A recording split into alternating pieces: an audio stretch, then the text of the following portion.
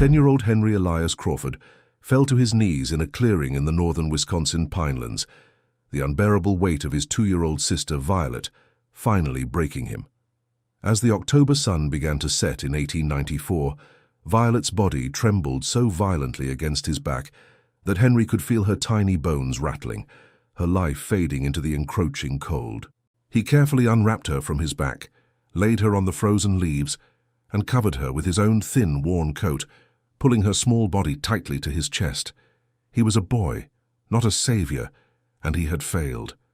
He whispered the only prayer his mother had taught him for impossible moments, a desperate plea sent into the vast, uncaring wilderness. When he opened his tear-filled eyes, he saw something that wasn't there before, the distinct sharp angle of a wooden roofline catching the very last ray of sunlight, a geometric impossibility in the chaos of the forest. This is a story about the quiet promises that strangers leave behind and the profound strength of a child who refused to let his sister be forgotten. It's a reminder that even when the world turns its back, a single act of grace can echo through time. If you believe that stories like this deserve to be heard, take a moment to leave a comment and let us know where you are listening from tonight. Please consider liking this video and subscribing to our channel, because the journey of Henry and Violet is one that proves hope can be found in the most unexpected of places, and it is a journey that is worth following until the very end. Your support allows us to continue sharing these important narratives. But to understand why the sight of that simple, impossible cabin would feel like a direct message from God, it is necessary to return to the hours just before dawn on that very same day. We must go back to a small, cold house ruled by resentment, where a woman who was supposed to be a mother made a calculated decision to erase 2 children from her life. The chilling silence of the Wisconsin wilderness was not the beginning of their ordeal, but the consequence of a betrayal that had been festering for months. Their story doesn't start with a prayer in the woods, but with the quiet turning of a key in a lock and a final, heartless command whispered in the dark. 10-year-old Henry Elias Crawford had learned to measure his existence by the quality of silence in the house. Before the sun rose, the silence was thin and brittle. A fragile skin of peace stretched over the darkness, and it was the only time he felt something close to safety. In these quiet hours, he was not an obstacle or a burden. He was just a boy, listening to the soft, rhythmic breathing of his 2-year-old sister, Violet, sleeping beside him on the thin straw mattress they shared. Their world had once been defined by the booming laugh of their father and the gentle hum of their mother's songs, but now it was contained entirely within the 4 walls of a small cabin near the Wisconsin logging camps, a space that had become a monument to all they had lost. The air itself felt different, heavy with the unspoken resentment of their stepmother, Bernadette, a woman whose presence was a constant, chilling reminder that they were living on borrowed time. Every creak of the floorboards, every gust of wind rattling the window pane, was a potential threat. Their life had not always been this way. Henry held on to fragmented memories of his mother, a woman with warm hands and a scent of wildflowers and baked bread. He remembered her smile, the way it seemed to light the entire cabin, but the memory was fading, growing as indistinct as a watercolor painting left out in the rain. She had died giving birth to Violet, her life exchanged for a new one, leaving behind a void that their father, a logger with hands the size of dinner plates, could never quite fill. For 2 years he had tried, his grief a palpable thing in their small home. He would return from the logging camps, smelling of pine and sweat, and hold them both, his large, rough frame a temporary shield against the encroaching loneliness. He told Henry stories of the great woods, of the mythical creatures that lived among the trees, and in those moments, the world felt vast and full of magic, not small and suffocating. That fragile stability shattered the day their father brought Bernadette Holt home.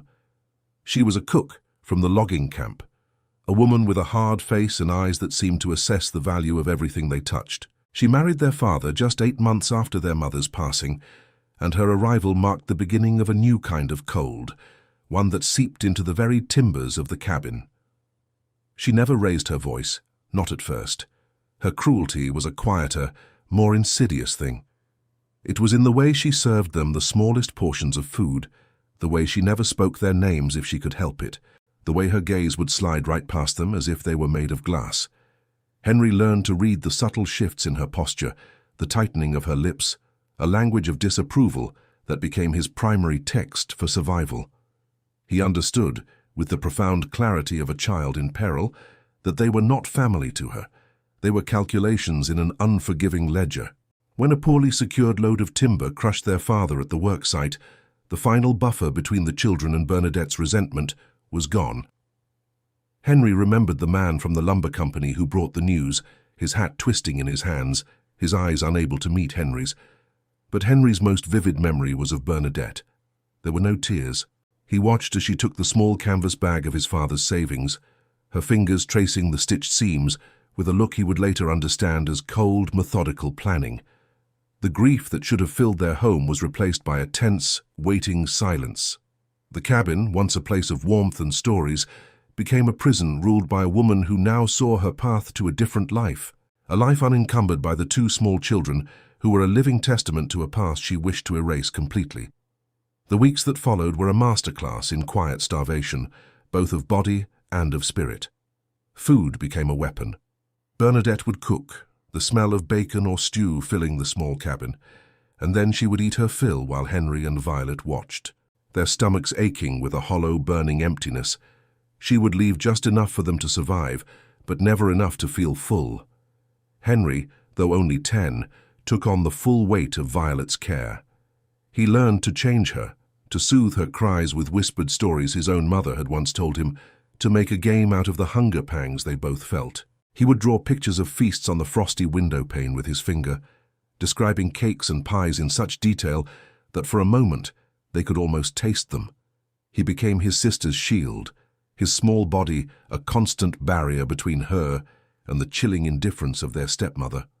His most prized possession was a small, worn whittling knife that had belonged to his father. He kept it hidden beneath a loose floorboard, wrapped in a piece of oilcloth. At night, when Bernadette was asleep, he would take it out, the smooth wooden handle feeling warm and solid in his palm. It was his only tangible connection to his father's strength, to a time when he had felt protected.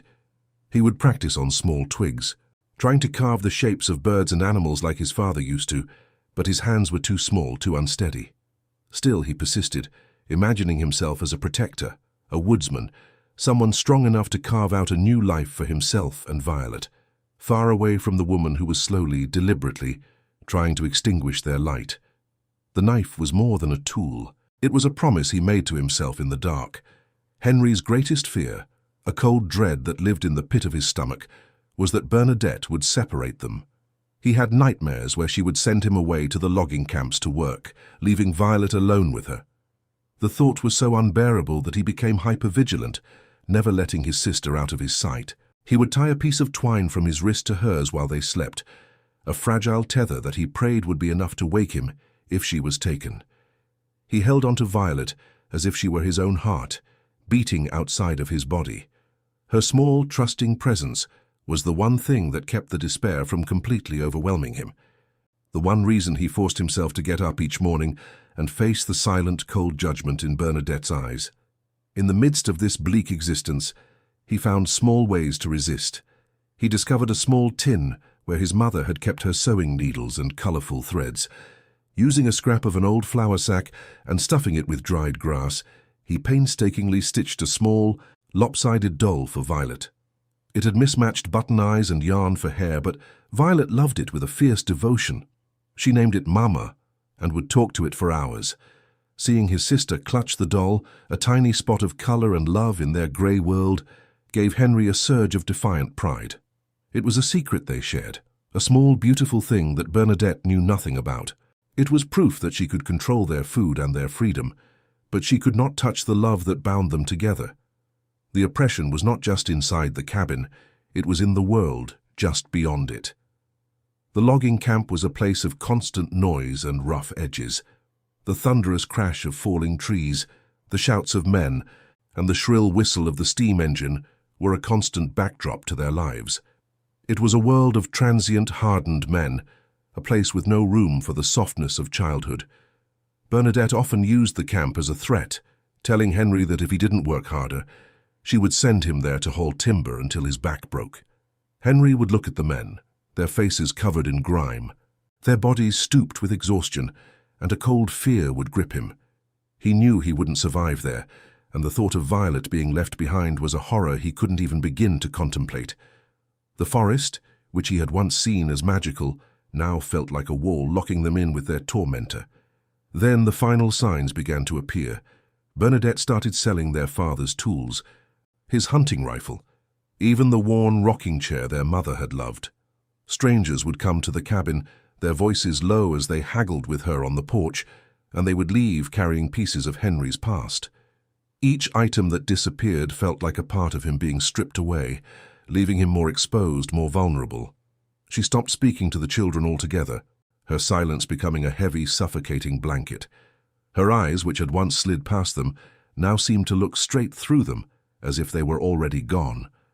A palpable tension settled over the cabin, a sense of impending doom that made the air thick and hard to breathe. Henry knew with a certainty that chilled him to the bone that something was about to break. The night before their world was torn apart, Henry lay awake, listening. He heard Bernadette moving about the main room, the soft rustle of clothes being packed into a bag, the quiet clink of coins. The sounds were furtive, final. He knew this was it. The moment he had been dreading was finally here. He slipped out of his mattress and crept to the doorway, peering into the dim, firelit room. He saw her place his father's old coat by the door, a gesture so uncharacteristically thoughtful that it sent a shiver of pure terror down his spine. It was not an act of kindness, it was a provision for a journey she was planning for them. He backed away slowly, his heart hammering against his ribs, and returned to Violet's side. He watched her sleep, her face serene and untroubled, and a wave of fierce, desperate love washed over him. Whatever was coming, he would face it, for her. The cold came first, a sharp, invasive chill that seeped through the thin walls of the cabin just before dawn. It was a different cold, not the familiar dampness of a dying fire, but the pointed chill of a door deliberately opened to the frigid October air. Henry was pulled from a shallow, restless sleep not by a sound, but by a hand on his shoulder. It was Bernadette. Her touch was not rough, but it was firm, insistent, and utterly devoid of warmth. He sat up instantly, his heart beginning a frantic, painful rhythm against his ribs. In the pale pre-dawn light filtering through the open door, he could see her silhouette, a dark, unreadable shape against the graying sky. She said nothing. The silence was the most terrifying part. It was no longer the silence of neglect, but the focused, purposeful silence of a predator that has finally decided to act. He knew with a certainty that made his blood run cold that the waiting was over. She moved with an unnerving efficiency, turning from him to the mattress where Violet lay sleeping. For a terrifying second, Henry thought she meant to harm the child, and he prepared to launch his small body at her. But instead, Bernadette scooped Violet up with a practiced, detached motion, as if she were lifting a sack of flour. Violet stirred, letting out a soft, sleepy murmur, but did not wake. Bernadette then turned back to Henry and placed his sister directly into his arms. The warmth and weight of the small, slumbering body was a stark contrast to the icy dread flooding his veins. It was a transfer, a final, formal handing over of responsibility. He instinctively tightened his grip, pulling Violet's blanketed form close to his chest, his mind struggling to make sense of the cold, methodical ritual unfolding in the dark. This was not an act of a mother. It was the act of someone severing a final tie. Without a single word of explanation, Bernadette turned and walked out the door, leaving it open behind her. She did not look back to see if he was following. She simply expected it. Henry, clutching his sister, stumbled out after her into the biting air.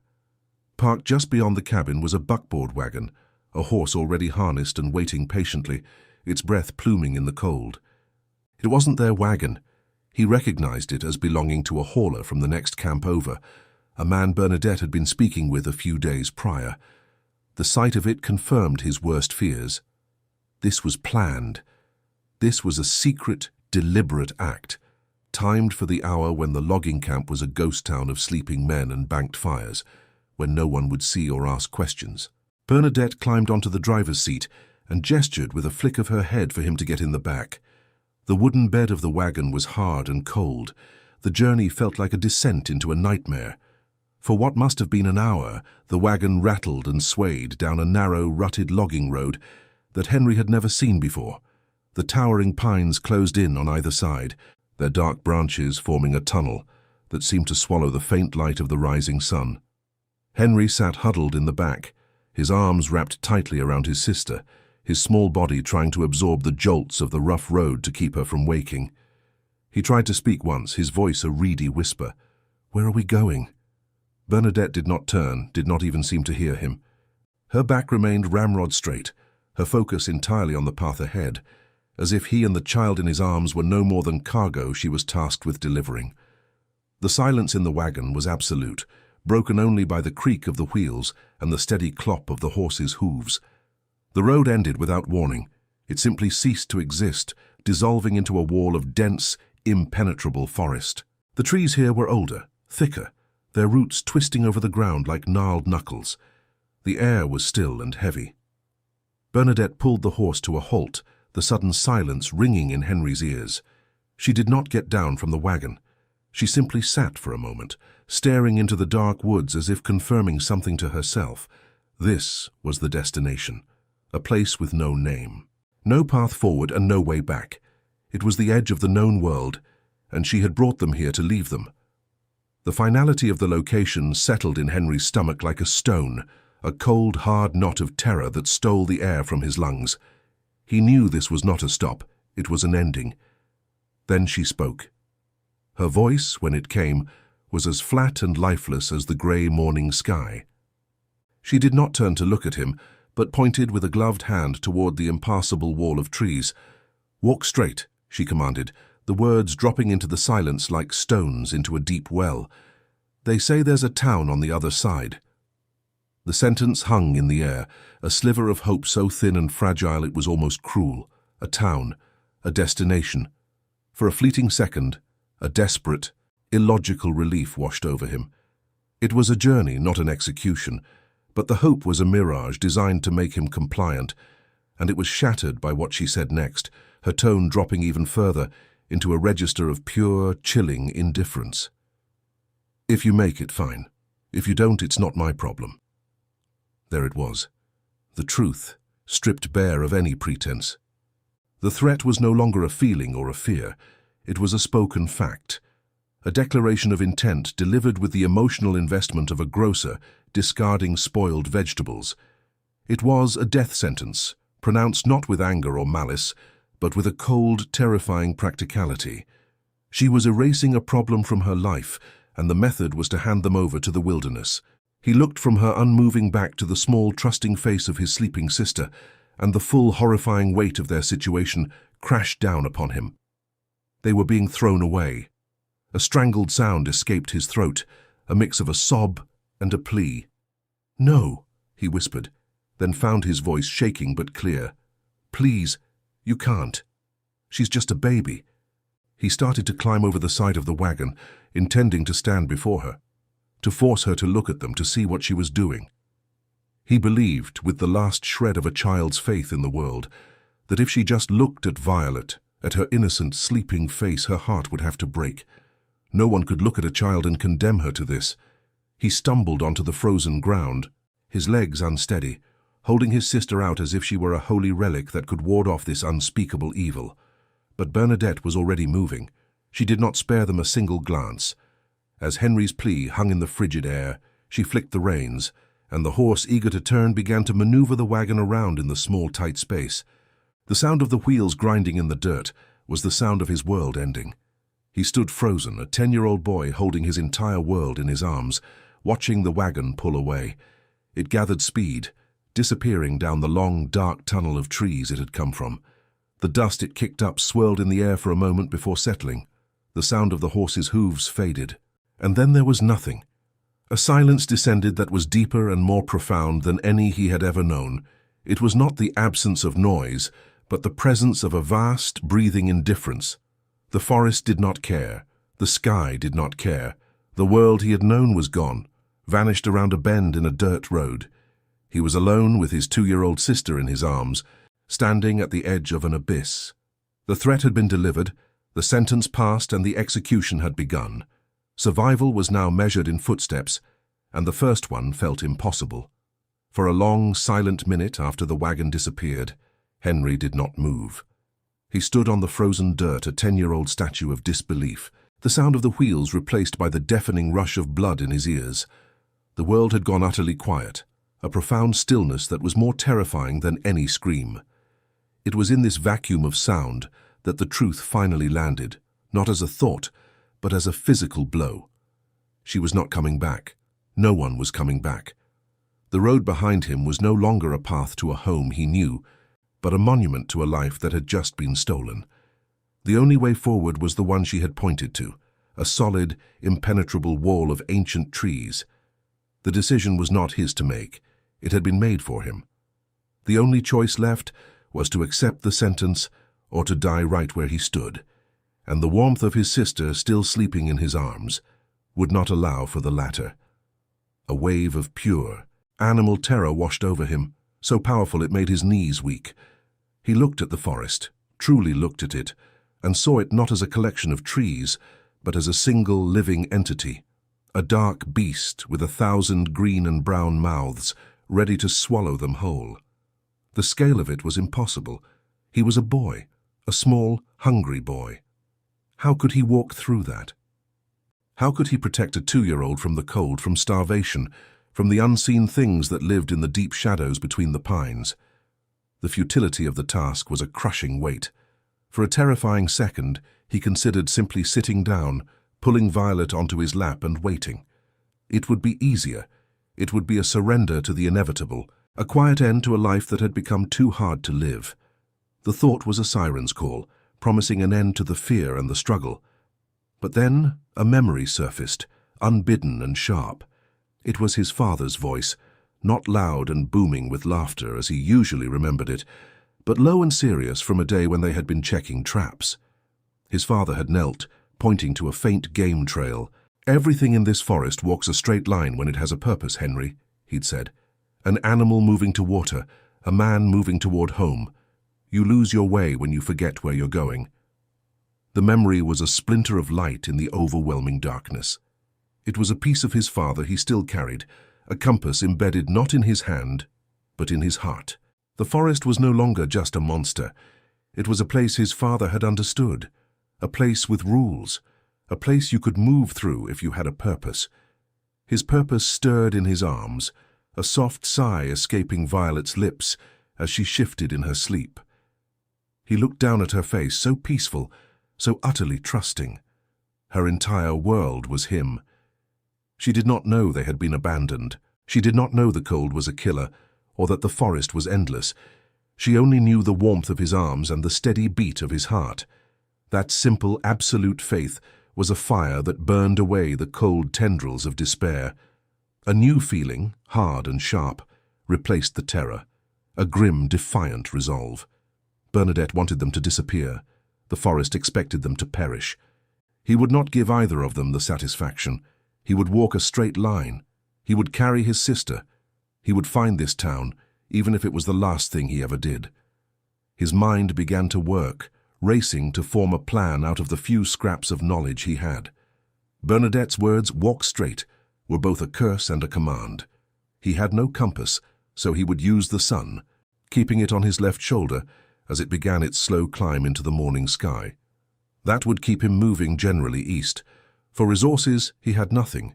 No food, no water, no map. He had only the thin, worn clothes on his back, the threadbare blanket wrapped around Violet, and the small whittling knife hidden in his pocket. It felt like a pathetic arsenal against the vast wilderness, but it was all he had.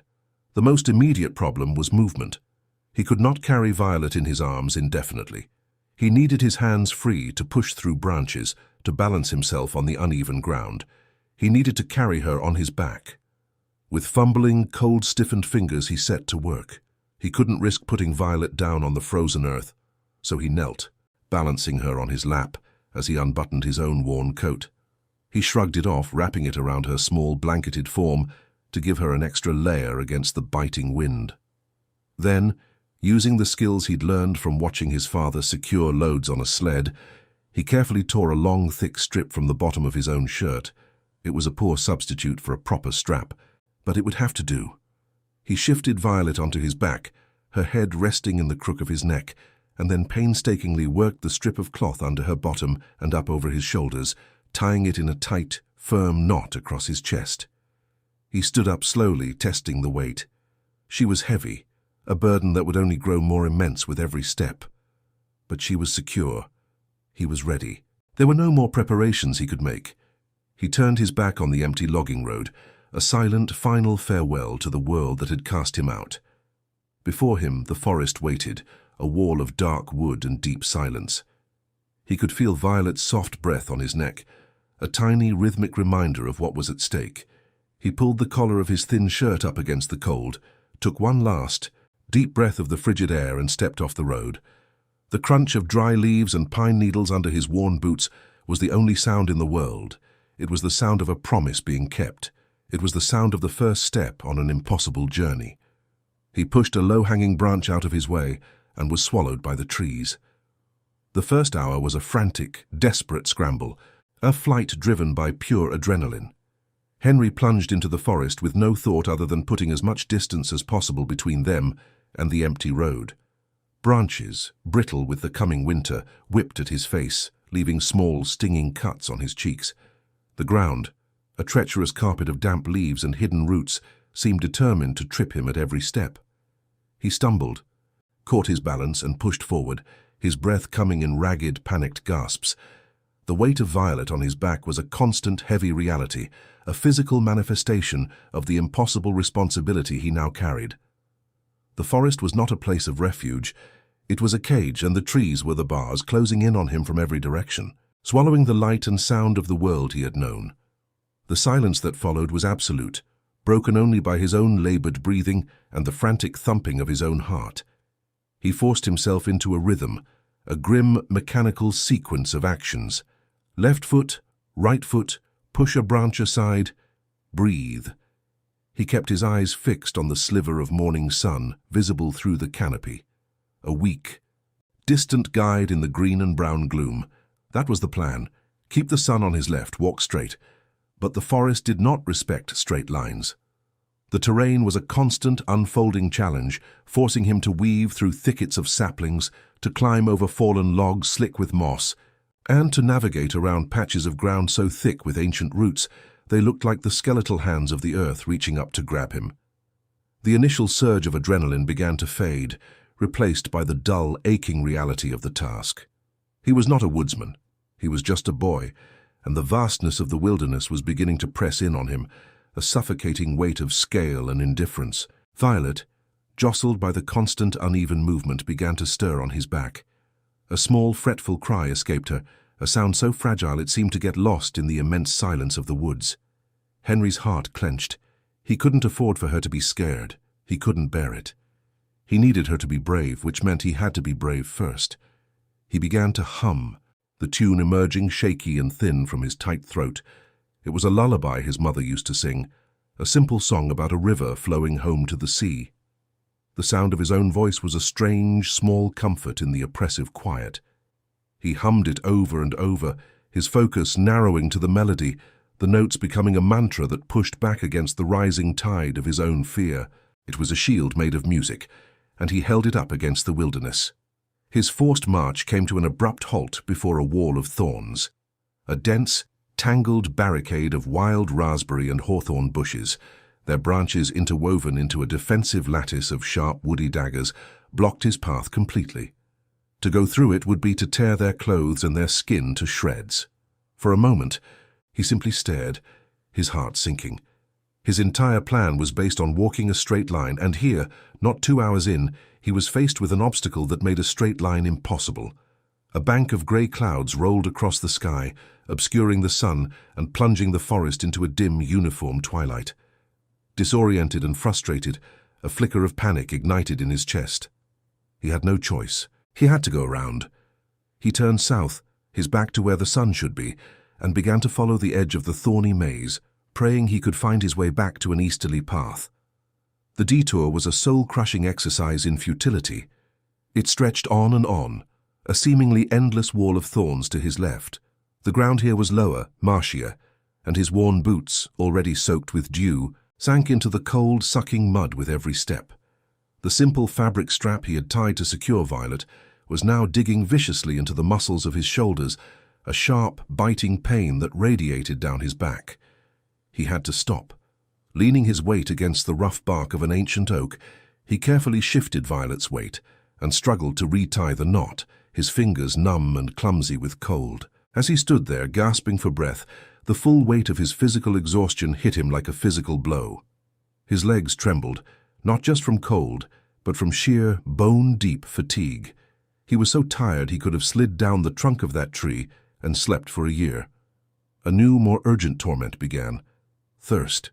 It started as a dryness in his mouth, a faint scratchiness in his throat. But it quickly grew into a demanding, painful obsession. Every breath seemed to suck more moisture from his body. He swallowed, but there was nothing to swallow. He imagined water with a feverish intensity, a cool glass, a flowing river, even a muddy puddle. The thought of it was a maddening torture. He knew that for himself, thirst was an agony, but for a child as small as Violet, it was a direct and immediate threat. Her life depended on him finding water and finding it soon. The vague goal of reaching a distant town was suddenly replaced by a singular, desperate, all-consuming mission. Find something to drink, or they would not survive the day. Just as the first whispers of genuine despair began to creep into his mind, he heard it. A sound so faint he almost dismissed it as the rustling of leaves, a soft musical trickling. He froze, straining his ears, hardly daring to breathe. There it was again, slightly louder. Hope, fierce and sharp, surged through him. He abandoned his eastward path and scrambled toward the sound, crashing through underbrush, his exhaustion forgotten. He stumbled into a small, shaded hollow and saw it. A tiny stream, no wider than his hand, was cutting a path through a bed of dark green moss, the water running clear and impossibly cold over smooth, grey stones. The sight was so beautiful, so miraculous, that it almost brought him to his knees. He had never seen anything so wonderful in his entire life. He worked with a renewed sense of purpose, carefully untying the strap and sliding Violet from his back. He laid her gently on a thick patch of moss that was surprisingly dry and soft. She was still asleep, her face pale. He knelt by the stream, plunged his hands into the icy water, and drank, the cold liquid a shocking, life-giving balm to his parched throat. He drank until his stomach ached, then turned his attention to his sister. He gently shook her awake. Her eyes fluttered open, drowsy and confused. He cupped his hands again, bringing the freezing water to her lips. At first she turned away, but then she drank, small, bird-like sips that were the most beautiful thing he had ever witnessed. He had done it. He had provided. For this one small moment he was not failing. While Violet sat sleepily on the moss, his eyes scanned the surrounding woods, and he spotted a small bush with a cluster of bright red berries he hadn't noticed before. He hesitated, a cold knot of fear tightening in his gut. He vaguely remembered his father identifying some berries as safe, but the memory was fuzzy, dangerously incomplete. Eating the wrong thing could be a faster death than starvation. The risk was enormous, but the gnawing hunger in his belly and the thought of Violet's own emptiness made him desperate. He made a decision. He picked a single, small berry, put it in his mouth, and chewed. It was tart, almost bitter. Then he waited, his heart hammering against his ribs, counting the seconds, waiting for the first cramp of poison that would signal the end. Nothing happened. After 5 agonizing minutes, he let out a shaky breath and gathered a small handful, giving most of them to his sister. Back on his feet, the brief respite was over. The weight of his sister, now rehydrated but still a heavy burden, seemed to have doubled. Every muscle in his legs and back screamed in protest. The sun, now beginning its descent in the western sky, cast long, distorted shadows that turned the familiar shapes of trees into monstrous figures. The forest felt different in the late afternoon light, older and more menacing. A sudden, sharp snap of a twig to his right made him freeze, every nerve ending tingling with alarm.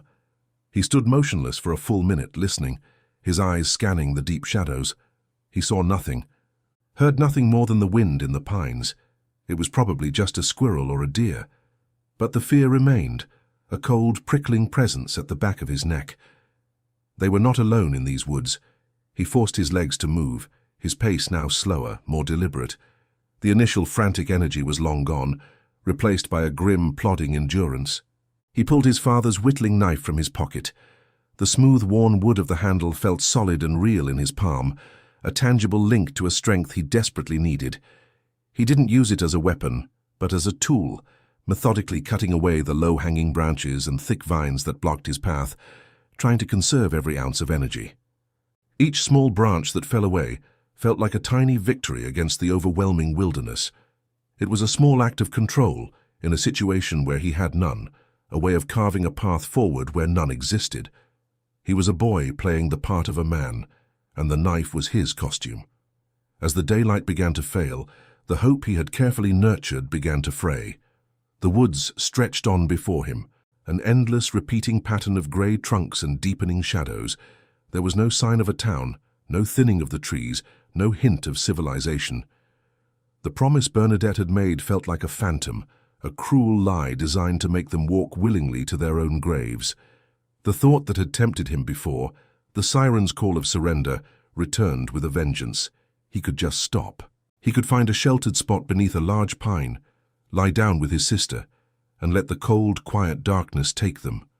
It would be an end to the pain, an end to the fear. It would be so easy, so terribly easy.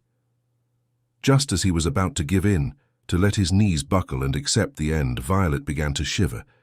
It was not a normal shiver from the cold. It was a violent, convulsive tremor that shook her entire small body, a bone-rattling shudder that he could feel through his own back. It was the shudder of a life fading, of a tiny flame about to be extinguished by the encroaching cold. That single, terrible tremor snapped him out of his despair with the force of a physical blow. His own pain, his own exhaustion, his own fear, they vanished. Burned away by a ferocious, protective urgency. Violet was dying, right now. He had to move. He broke into a stumbling, desperate run, crashing blindly through the undergrowth, his only thought to outrun the setting sun, to outrun the cold, to outrun the death that was reaching for his sister. The desperate run ended as abruptly as it began. His legs, burning with a fire that had consumed all their strength, simply gave out. Henry stumbled into a small, leaf-strewn clearing and collapsed, his body twisting instinctively as he fell to shield his sister from the impact with the frozen ground. The weight of her, so slight and yet so impossibly heavy, settled upon him. He carefully unwrapped her from the makeshift sling on his back, his movements clumsy and slow, his fingers numb and useless. Violet's body trembled violently, her small bones rattling against his ribs in a terrifying final rhythm.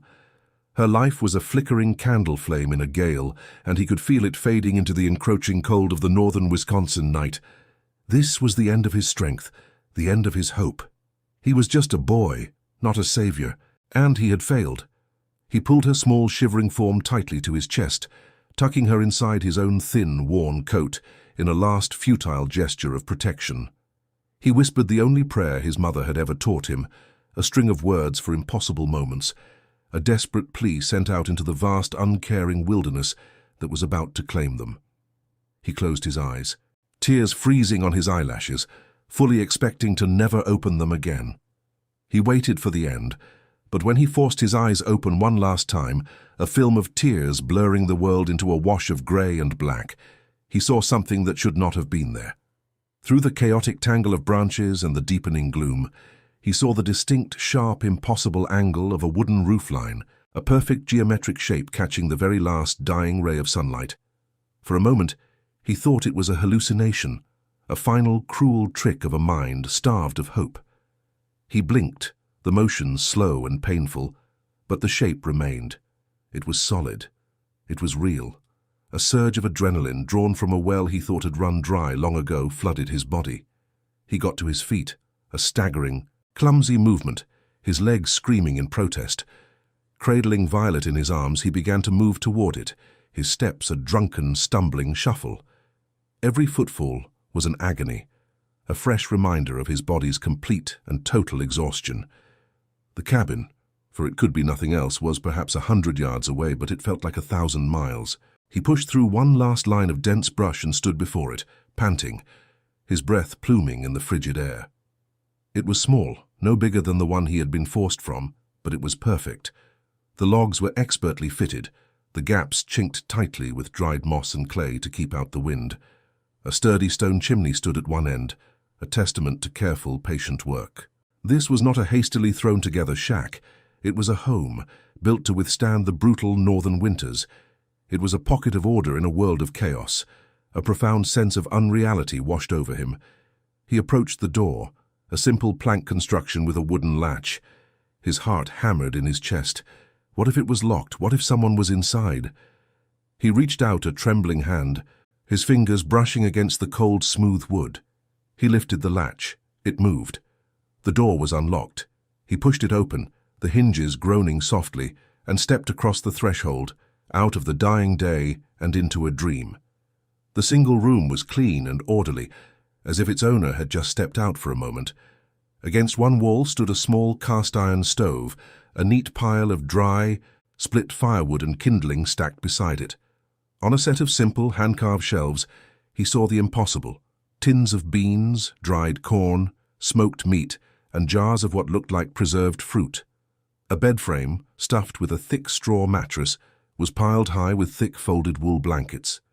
It was a complete, impossible refuge, a sanctuary waiting for them in the absolute middle of nowhere.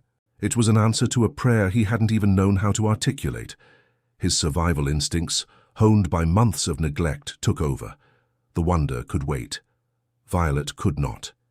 He moved with a speed he didn't know he possessed, gently laying his sister's shivering body on the thick mattress. He worked frantically, unfolding the heavy wool blankets, piling them one on top of the other until she was cocooned in a thick, warm nest. Her shivering was so violent now that the blankets themselves seemed to vibrate with the force of it. He could see her pale, blue-tinged lips, the shallow, rapid flutter of her breath. He knew with a certainty that terrified him that warmth was the only thing that could save her now. He had to make a fire. He turned to the stove, his hands shaking so badly he could barely function. He found a small tin containing flint, steel, and a piece of char cloth resting right on top of the kindling. It was all there, waiting. He knelt, his cold, numbed fingers fumbling with the tools. The first strike produced no spark, the second a weak glimmer that died instantly. He took a deep, steadying breath, picturing his father's calm, capable hands. He struck the steel again, a firm, sharp motion. A bright spark flew, landed on the char cloth, and glowed to life, a tiny red ember in the darkness. He carefully transferred it to a small nest of dried grass, blowing on it with a gentle, steady breath. A wisp of smoke, then a tiny, fragile flame. He fed it splinters of kindling, then larger pieces of wood, his movements precise and desperate.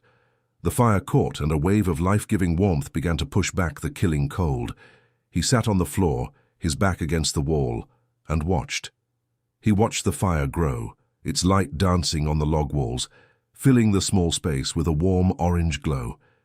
He watched his sister, nestled in her cocoon of blankets.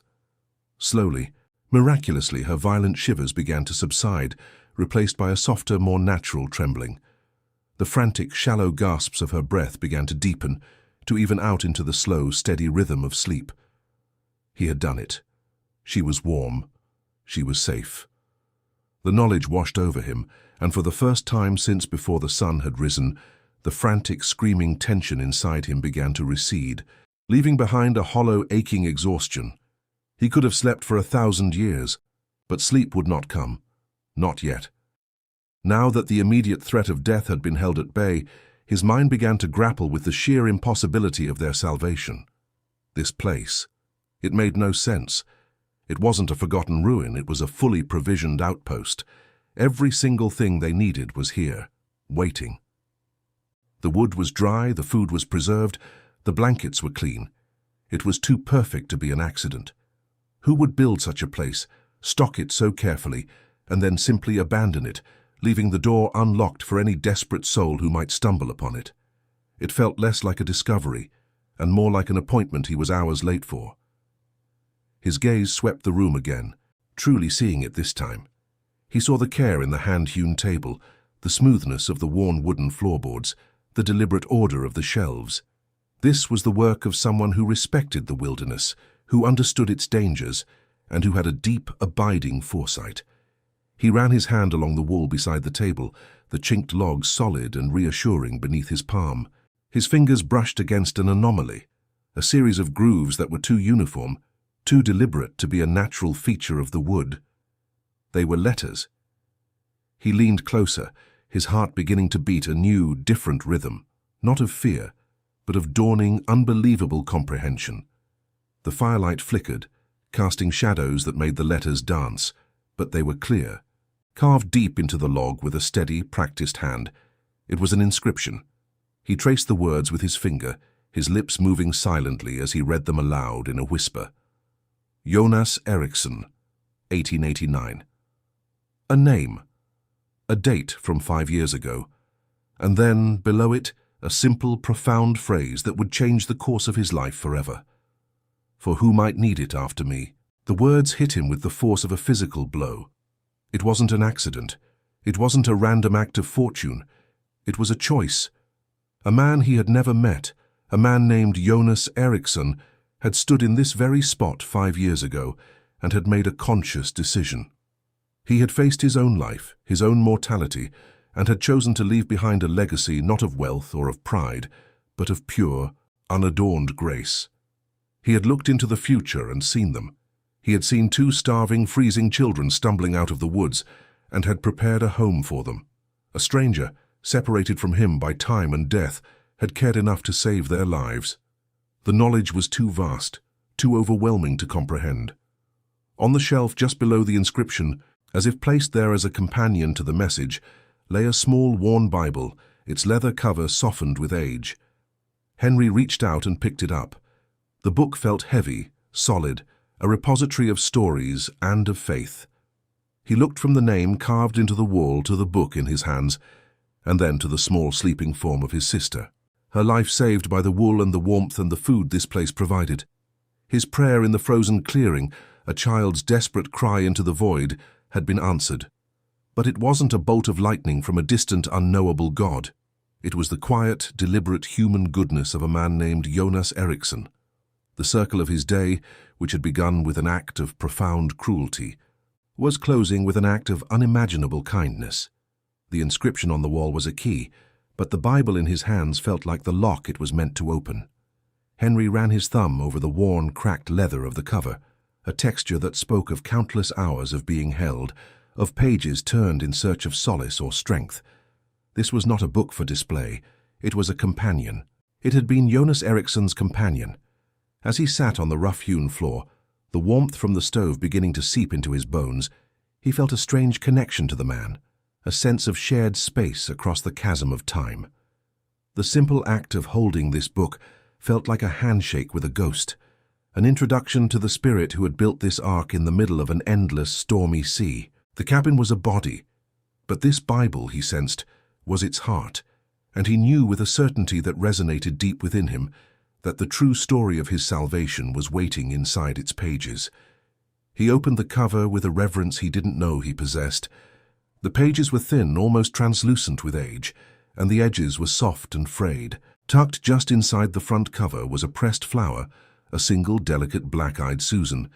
Its yellow petals faded to the color of old parchment, its dark center still holding a shadow of its former depth. The sight of it was so unexpected, so tender, that it caught in his throat. This small, fragile piece of a long-dead summer personalized the man in a way the strong, masculine inscription never could.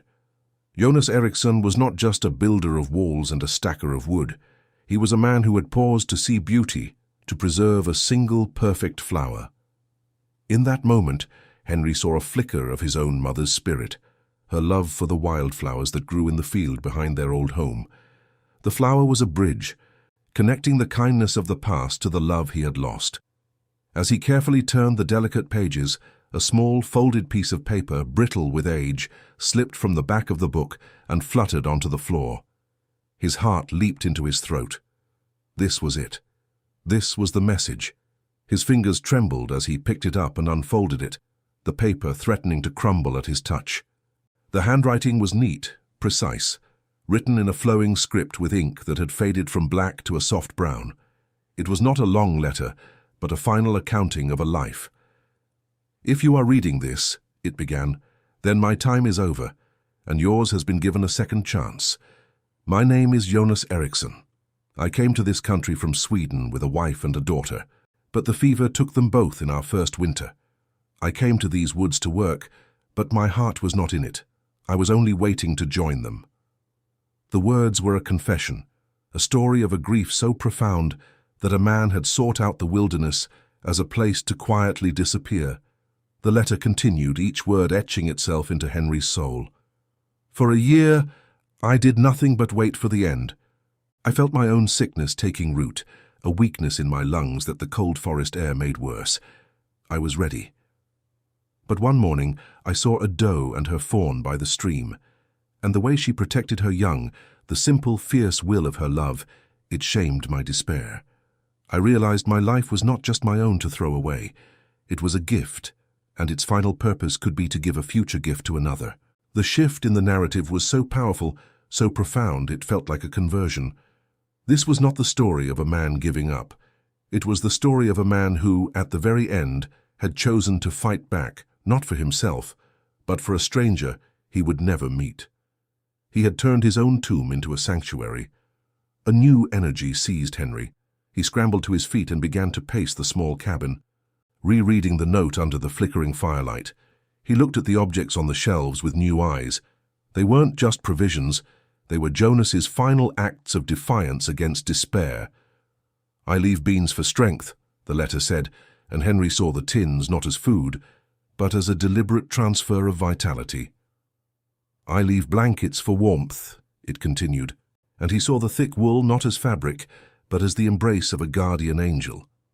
"And I leave my family's Bible for hope, for it is all I have left of them, and the only true thing I have to give."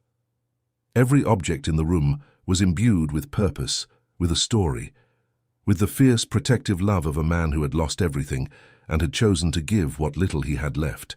The contrast struck him with the force of a physical blow. In a single day, he had experienced the absolute extremes of humanity. He had been looked upon by a woman who should have loved him and been seen as a thing to be discarded, a problem to be erased from a ledger. Her final words, "It's not my problem," echoed in his mind, the sound of a door slamming shut on his childhood. And now, he was standing in a room built by a man who had never seen his face, who had no reason to care, and yet who had looked into the dark void of the future and decided that Henry's life, that Violet's life, was his problem. One person had severed a bond of family to gain a few dollars. Another had forged a bond with a complete stranger, out of the sheer goodness of his heart. The injustice of the first act was overwhelmed by the sheer unexplainable grace of the second. He stopped his pacing and stood in the center of the room, looking at the neatly stacked firewood, the carefully chinked walls, the sturdy roof above his head. He was no longer just in a cabin, he was inside an act of love. He could almost feel Jonas's presence, hear the rhythmic scrape of his tools, the steady fall of his axe, the quiet hum of his work. These were the sounds of his salvation. This entire place was a testament to the fact that they were not alone. Even when Bernadette had driven them away, when the world had turned its back, a ghost from 5 years in the past had been waiting for them, had been preparing for their arrival. The weight of his solitude, a burden he had carried for so long he had forgotten what it felt like to be without it, finally lifted. The note ended with a single line that seemed to be written directly to him, a final command from a spectral father. "To whoever finds this, may your road be easier than mine. Live." The word hung in the air, simple and absolute. It was not a suggestion. It was an inheritance. It was a transfer of will, a charge to take the life that had been saved and make it mean something. Live. It was the one thing he had been trying to do all day, but now it felt different. It was no longer a desperate scramble for survival, but a sacred duty. He had to live for his sister.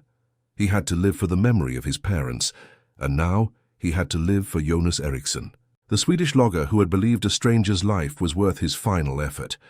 A sound escaped his throat, a choked guttural sob that he could no longer contain. He slid down the wall and sat on the floor, burying his face in his hands, and wept. The tears were not for the fear or the cold or the hunger. They were not even for the cruelty of his stepmother. He wept for the impossible, staggering goodness of a man he would never know. He cried for the pressed flour and the story of the doe and the fawn. He cried from a place of such profound and overwhelming gratitude that it felt like his heart would break from the sheer size of it. It was a cleansing storm of emotion, washing away the grime of his despair, leaving him raw and new and clean. He reached for the Bible again, clutching it to his chest as if it were Jonas himself. He held it tight, the physical anchor for the immense abstract gift he had been given. He could feel the solid weight of it against his ribs, a shield against the darkness. He whispered the words into the quiet, firelit room, his voice hoarse and broken. "Thank you," he said to the ghost in the walls. "Thank you, Jonas. I will. I promise. I will live." The promise was a covenant, sealed in that room, witnessed only by the dancing flames and the sleeping child on the bed. It was a vow to honor the sacrifice that had saved them.